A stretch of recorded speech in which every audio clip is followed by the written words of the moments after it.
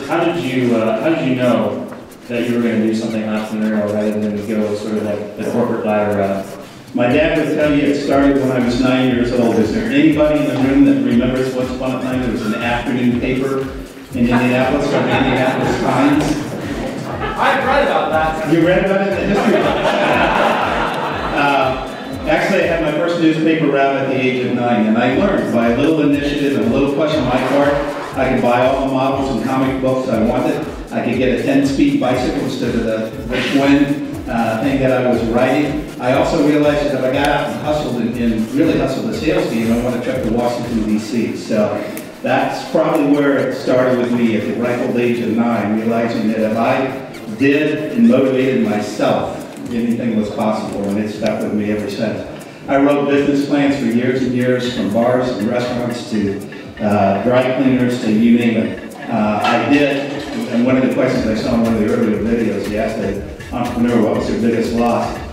Thankfully, I got it out of my system at a very young age. At about 29, I opened a bar restaurant with a couple buddies here in Indianapolis, and I truly believe the way to make $1 million in restaurants is start with 10. And I got that one out of my system early, took the hit, and moved on to bigger and better things. I think the other key is everybody up there tonight, and I think most of the folks in the room, instead of pitching products, they're looking for employees. The real key to a successful entrepreneur is teamwork and being able to surround yourself with absolutely the best people you can find. If you find an A player, make a room for them. Bring them on board. I'll go back to an experience in a restaurant in Castleton many years ago. The young lady was a hostess, a very belligerent businessman came in with 5 of his associates, warned me down, he had a reservation for lunch. There were 20 people in line, he was just a total ass in the front of the restaurant. The young lady calmed it down, settled it down, they'd never taken a reservation in their life, asked the other 20 people if we would mind letting him cut to the front of the line, which obviously we didn't, just get him out of the lobby and get him away from us. But when the meal was over, on the way out the door, I handed a business card and said, hey, you've got people skills that can never be trained. It's instinctive in you. If you want a job in customer service, call me out.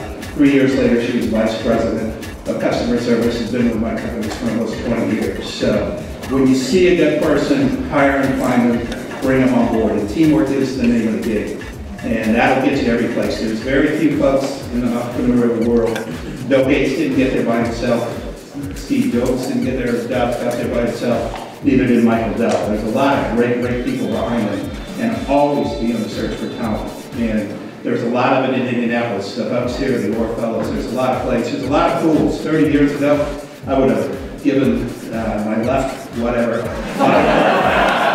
have an event like this and have an opportunity to network and talk to people like you when I was getting started. So let's give David Becker a huge